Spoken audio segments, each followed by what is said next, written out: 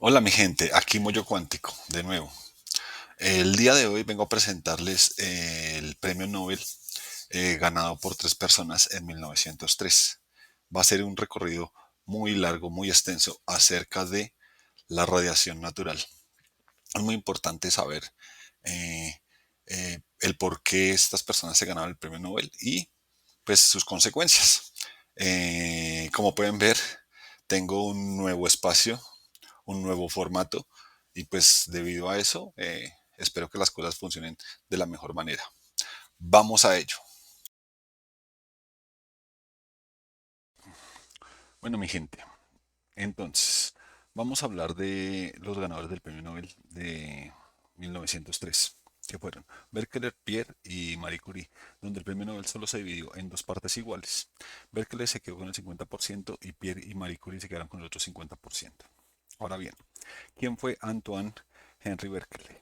Él nació en París en 1852 en Le Croisic y murió el 25 de agosto de 1908. Él para 1977 se graduó como ingeniero y comenzó a hacer sus nuevas investigaciones, tanto en óptica como en polarización magnética. Recuerden que la polarización magnética se puede dar transversalmente, que es con un ángulo de 90 grados con respecto hacia el movimiento de la señal, o longitudinalmente, que significa que la señal viene en este sentido y el campo magnético viene en este sentido. Esas son las dos formas de polarización magnética. Si mal no recuerdo, en el video anterior lo dejo por ahí en alguna parte de este video para que si no lo han visto, pues vayan y revisen qué les comenté sobre polarización magnética. Entonces, en 1883, él empieza a estudiar espectros infrarrojos de vapores metálicos, donde pues él lo que hace es utilizar la franja del infrarrojo para medir el espectro de esos vapores. Es decir, tenemos un material que lo colocamos dentro de algún tipo de cápsula y le aplicamos una diferencia potencial y él sobre la franja del infrarrojo empieza a tomar señales. Ahora bien, en 1886 hace una investigación sobre absorción de la luz por los cristales.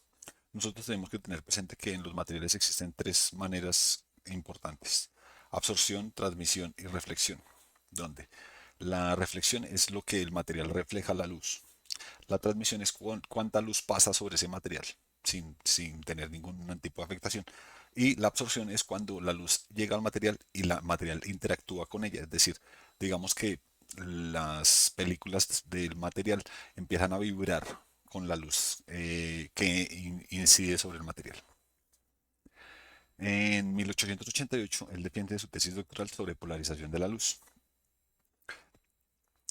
Para 1892 se convierte en profesor del Museo de Historia Natural y para 1895 se convierte en profesor de la École Polytechnique, que en ese momento pues ya él monta su laboratorio y él continúa haciendo investigaciones sobre óptica y sobre polarización electromagnética.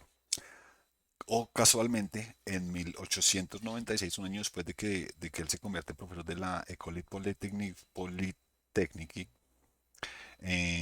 por accidente, cuando él estaba haciendo un experimento donde tenía todo completamente cerrado, sin ingreso de luz, o sea, a oscuras, en un cuarto oscuro, él nota que sobre una placa fotográfica se empiezan a generar estas imágenes, aquí como se ve aquí, como muestra aquí la imagen.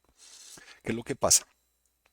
Él tenía unas sales de uranio cerca del experimento que estaba trabajando y entonces él nota que la interacción de esas sales de uranio con el experimento que le estaba trabajando, pues sobre la placa fotográfica se empiezan a generar señales. ¿Qué pasa? Para esa época ya conocíamos que las placas fotográficas interactuaban con la reflexión de la luz. La reflexión de la luz llegaba la luz a un cuerpo, este reflejaba y pegaba sobre la placa fotográfica y se imprimía algún tipo de imagen. Eso lo dejó a él muy asombrado, pues porque pues, se dio cuenta que había otra radiación diferente a la radiación solar que podía interactuar con las placas fotográficas.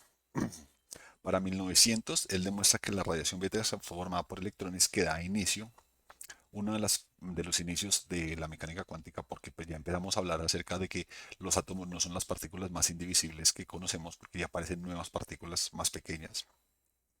Y para 1901 propone el uso del radio como tratamiento de tumores, dando origen a la radioterapia. Ahora bien, eh, aquí hay un esquema de qué es la radiación espontánea. Obviamente este es un esquema general, voy a trabajarlo sobre la base del uranio, del isótopo de uranio 238, pero todos los materiales radiactivos más o menos se comportan de la misma manera. ¿Qué es lo que pasa? Tenemos un isótopo que no es estable, que a medida que transcurre el tiempo, ese uranio se va convirtiendo en torio 90, o sea, el número atómico del uranio 92 se va convirtiendo en torio 90, y es decir, que salen radiación y salen partículas alfa. Las partículas alfa están definidas como dos protones y dos neutrones que generan un núcleo de helio. Entonces digamos que el uranio se termina desintegrando en torio más núcleos de helio más radiación. Aquí tenemos una imagen de una pez blenda, que es una variedad de la uranita, que es de un aspecto oscuro y masivo, cuyo nombre proviene del alemán brea brillante o cegadora. Y cuando la ponemos a interactuar sobre una placa fotográfica, nos da esta señal que se encuentra aquí. Eso para tener presente qué es la radiación y qué fue lo que encontró Berkeley, Antoine, disculpe. Eh, Más adelante aparece Pierre Curie. Pierre Curie es físico francés que nació en París el 15 de mayo de 1859 y murió el 19 de abril de 1906 en un catastrófico accidente de unas carrozas que lo estrellan a él. Eh, Se destaca principalmente por aportes en cristalografía, magnetismo y radioactividad, donde la parte de radioactividad toda la hace en compañía de su esposa Marie. Desde la parte de la cristalografía, ¿qué cosas relevantes hizo él? Él, junto a su hermano Jacques, descubrieron la piezoelectricidad, que es comprimir o tensar ciertos cristales como el cuarzo, y estos generan diferencia de potencial eléctrico. Es decir, aquí tenemos un esquema de un material de cuarzo donde le estamos haciendo compresión, y cuando se le da compresión, él genera señales. Y además de eso, también encontraron que ese fenómeno puede ser reversible. Entonces, al aplicar un campo eléctrico sobre cristales, estos se deforman. Y cuando se quita el campo, esos cristales vuelven a su forma natural. Otra cosa importante es que los cristales de cuarzo funcionan como resonadores. ¿Qué es un resonador? Tenemos una onda sinusoidal, como se las mostré en el video pasado, que es una onda que es constante con el tiempo. A eso se le puede llamar resonador. ¿Por qué? Porque su frecuencia siempre mantiene el mismo patrón. Entonces, por eso es que los cristales de cuarzo funcionan como resonadores. La piezoelectricidad solo se da en materiales de centro de simetría, sin centro de simetría, donde la compresión desplaza los centros de carga formando dipolos eléctricos. ¿Qué es lo que pasa? Claro, tenemos un material de cuarzo que no tiene un centro de simetría. Cuando lo comprimimos, lo que hace es que esos centros de carga forman dipolos eléctricos y por eso es que se generan las señales que nosotros podemos obtener. Durante su estudio para explicar su tesis doctoral, él desarrolló una balanza de torsión muy sensible a fenómenos magnéticos. Con ello encontró tres comportamientos principales de los materiales mm, materiales frente a los campos magnéticos, entre los que se encuentran el ferromagnetismo. El ferromagnetismo es esto que está aquí. Tenemos un material donde tenemos islas con dipolos orientados a cualquier parte, aleatoriamente.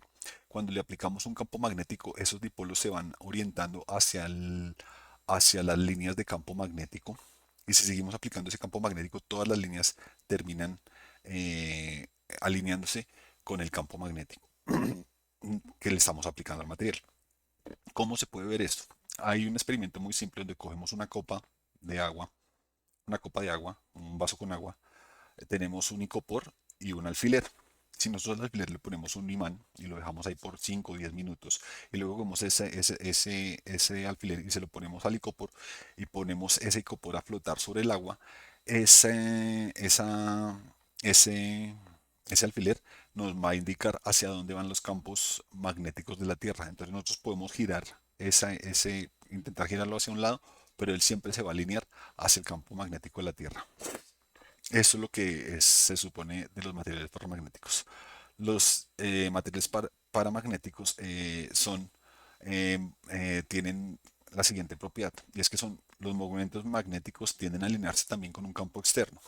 Pero a diferencia de los ferromagnéticos, el movimiento de estos momentos magnéticos hace que el material cambie su temperatura. Y eso hace que la alineación hacia las líneas de campo no sea completamente perfecta. Entonces, como vemos aquí en esta segunda imagen, digamos que las líneas de campo no son completamente uniformes hacia el mismo sentido que va el campo magnético. Digamos que el campo magnético va de sur a norte. ¿Por qué? Porque el material se calienta y eso no permite. ¿Qué presentan los materiales paramagnéticos? Presentan una susceptibilidad positiva pequeña y una permeabilidad magnética ligeramente mayor aún. La permeabilidad magnética, tanto como la permeabilidad eléctrica, son fenómenos que tienen los materiales dependiendo de cómo se comportan cuando los ponemos a interactuar con electricidad o con campos eléctricos o con campos magnéticos. Ahora bien, existe otra propiedad y es los materiales diamagnéticos. La mayoría de las sustancias lo presentan. Se debe a que hay pares de electrones con espines opuestos. ¿Qué son espines opuestos? Supongamos que tenemos aquí esta esfera y esta esfera está girando en este sentido. Claro, esto es un esquema mentalmente simple para explicarles qué es un espín opuesto. Está girando de esta manera. Esta es una partícula girando de esa manera, de un espín, de una forma. Y tenemos una partícula que está al lado de ella, pero ya está girando en torno hacia el otro lado. Eso es lo que le llamamos espines inversos o opuestos. Y ellos generan una débil repulsión magnética. Entre los materiales diamagnéticos que más conocidos son el agua, el cobre, el bismuto, el grafito y los gases nobles. Que recuerden que los gases nobles son los gases que tienen en todas sus bandas de valencia, tienen completas la cantidad de electrones. Y su permeabilidad relativa es menor a 1. Y bueno, ¿qué es importante de él? Eh, Pierre encontró algo que le llamamos ahora la ley de Curie en 1896. Él descubrió que la magnetización de los materiales paramagnéticos, es decir, los que se van orientando, pero que cuando intentan orientarse hacia el campo magnético cambian su temperatura, tienen estas dos propiedades que son directamente proporcionales al campo aplicado e inversamente proporcionales a la temperatura. Eh, Aquí tenemos como los principales parámetros. Esta es la susceptibilidad magnética, tenemos la constante de Curie y la temperatura en Kelvin. Entonces, si vemos esta gráfica que está aquí o esta gráfica que está aquí, podemos ver que la susceptibilidad magnética es más alta cuando la temperatura es más baja. A medida que va aumentando la temperatura, la susceptibilidad magnética va disminuyendo. Por eso es que decimos que son inversamente proporcionales a la temperatura. Eh, Se magnetizan débilmente con respecto a una presencia de un campo. Y por último, de esto sale algo muy importante, y es que aparece lo que se llama el punto de Curie. Entonces, en los materiales ferromagnéticos, que son los que se alinean completamente al campo, que pueden permanecer alineados con el campo por un determinado tiempo, encontró que estos materiales pierden sus propiedades magnéticas cuando su temperatura cambia. Es decir, si nosotros al experimento del alfiler con el icopor y con el agua le pusiéramos una llama y le calentáramos, él empieza a perder sus propiedades magnéticas y entonces ya no se alinea con las líneas del campo de la Tierra. Ahora bien, Marie Curie. Marie Curie nace en Varsovia, Polonia. Ella es Marie Salomea Skłodowska-Curie, más conocida como Marie Curie. Ella nace en 1867 en Varsovia, Polonia. Se traslada a París a estudiar física y matemáticas en la Sorbona. En esa época era muy difícil que las mujeres estudiaran en las universidades, ¿no? Ustedes tienen presente que pues para esa época era complicado. Cuando ella estaba haciendo sus primeras investigaciones, pues ella tenía un laboratorio que no tenía ninguna condiciones adecuadas para seguridad acerca de la radiación, pero pues ella empieza a hacer investigaciones en ese laboratorio. Para 1897 nace su hija Irene y pues ella continúa sus investigaciones en ese laboratorio con no muy buenas cualidades de seguridad. En 1898 ella descubre que el torio también es radiactivo. El problema es que el cuando ella fue a explicarlo o a publicar que el torio era radiactivo, hubo otro físico que se adelantó a ella y lo publicó. Entonces ella se tomó la tarea de que quería empezar a publicar más rápidamente los descubrimientos que ella estaba obteniendo. Y pues a raíz de eso alcanzó a publicar como 32 artículos después de eso. Para julio de ese mismo año, ella descubre que el polonio también es radioactivo y en diciembre de ese año encuentra que el radio también es radioactivo. Y por el radio es que nosotros conocemos el nombre de radioactividad. En 1900, ella se convierte en la primera mujer catedrática de una escuela normal superior, es decir, es la primera mujer que se vuelve profesora porque pues es que en esa época era muy difícil, muy difícil. Aquí tenemos una foto de ella con Pierre y con su hija Irene. Esta es su tesis de doctorado y aquí hace la explicación de cómo ella pudo encontrar el diagrama de medición de la radioactividad. Entonces tenemos dos placas A y B que están aquí. Aquí tenemos un switch, aquí tenemos una batería, aquí tenemos Q, que es un, ¿qué? Un cuarzo, ya se me olvidó. Eh, Tenemos cuarzo piezoeléctrico de las investigaciones de Pierre y aquí tenemos N, un electrómetro. Entonces, así es que ella podía hacer mediciones. Aquí tenemos una placa donde, pues, a medida que el cuarzo cambiaba su tamaño, pues la placa se podía cambiar de dirección, pues cambiaba de altura. Y pues cambiando de altura, pues se podía medir la radiación.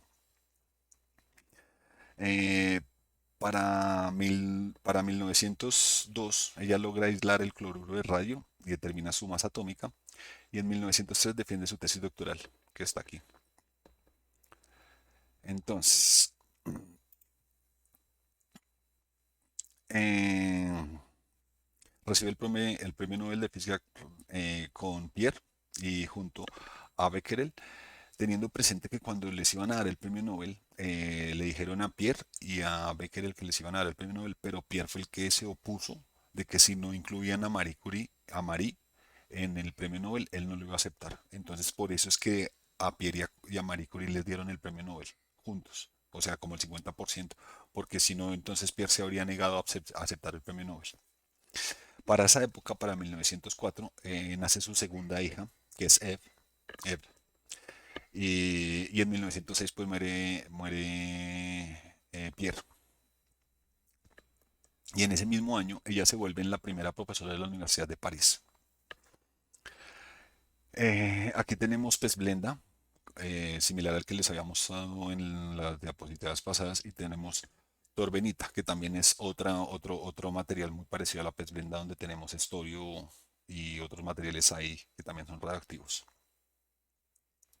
Ella para 1910 aísla el radio puro, pero no el polonio, porque el polonio tiene una vida media, una corta vida media. Entonces, digamos que aquí tenemos el polonio y el radio. Ella alcanza a aislar el radio puro y para poder, o sea, sacar más pureza al radio, porque es que cuando uno va a generar materiales radioactivos, uno necesita que el material sea lo más puro posible. Entonces, ella alcanza a aislarlo. Eso fue para 1910. Para 1911, ella gana su premio Nobel de Química en solitario por el descubrimiento del polonio y del aislamiento del radio. Ella es la primera científica en ganar dos premios Nobel en dos disciplinas diferentes. La primera mujer en ganar un premio Nobel y la primera mujer en ganar dos premios Nobel. Y la primera persona en ganar dos premios Nobel, porque ya de ahí para más adelante no hay más personas que hayan ganado dos premios Nobel consecutivamente en áreas diferentes. Para 1911, de 1911 a 1912, ella entra en una crisis personal debido a que ella empezó a tener un amorío con uno de los estudiantes de Pierre, era de apellido Langevin, y pues digamos que toda la comunidad empezó a juzgarla a ella haber tenido el amorío con este señor. Y pues la empiezan a juzgar es porque él era casado. Entonces digamos que ella era como la amante del otro físico Langevin y pues ella empieza a sufrir de depresión porque todo el mundo la atacaba. Eh, Para 1914, de 1914 a 1918, pues ella colabora en el Frente Organizado de Unidades Móviles de Rayos X que le llamaron Petit Curis, que son estos carros que están aquí, donde se instala 20, donde instalan 20 móviles de estos para hacer mediciones de rayos X y 200 fijas en hospitales. Se dedica a entrenar personal médico para que empiecen a usar rayos X, incluyendo a su hija Irene. Él los entrena pues porque se necesitaba para la Primera Guerra Mundial. Y eso ayudó a que más de 1 millón de soldados fueran tratados en la Primera Guerra Mundial por la labor que ella hizo. Eso es algo impresionante. Aquí tenemos una foto de ella con Einstein, donde pues Einstein la reconocía a ella como una gran científica. Aquí está dando pues clases con las personas médicas. Aquí está ella con una fotografía con sus dos hijas. Aquí, perdón, aquí está una fotografía con Einstein. Aquí una fotografía donde estaban los científicos más reconocidos de la época y pues la única mujer que había ahí era ella, que estaba aquí sentada. Y aquí está la conmemoración del Premio Nobel de Química que le dieron a ella sola por haber hecho eso. Más adelante, pues en 1920 ella viajó a Estados Unidos, se encontró con unos directores de unas compañías de energía en Estados Unidos. Recibe un estipendio del gobierno francés por sus investigaciones. Aquí tenemos una foto donde ella está viajando con su hija a Estados Unidos. En 1921 viaja y en la Casa Blanca le regalan un gramo de radio entregado directamente por el presidente Harding. En 1922 ella se vuelve cofundadora de la Comisión Internacional para la Cooperación Intelectual, antecesora de la UNESCO, e ingresa a la Academia Nacional de Medicina en Francia. En 1923 se publica una biografía de ella, se publica la biografía de Pierre Curie. En 1925 participa en la primera piedra del Instituto de Radio de Varsovia, es decir, cuando se iba a crear el Instituto de Radio de Varsovia, ella fue invitada para que ella fuera como la que abrió el inicio de la construcción del instituto. Para 1929 fue su segundo viaje a Estados Unidos y el presidente Hoover le entregó $50.000 para que los entregara al Instituto de Radio de Varsovia para que se terminara de construir. Entre 1930 y el 34 fue miembro del Comité Nacional de Pesos Atómicos. En 1962 ella alcanza a inaugurar el Instituto de Radio de Varsovia, que fue dirigido por su hermana Bronislawa, perdón. Y para 1964 ella fallece en Pacy, Francia, de una anemia plástica causada por exposición prolongada a radiación. Es decir, ella terminó enfermándose de tanto estar trabajando con radiación.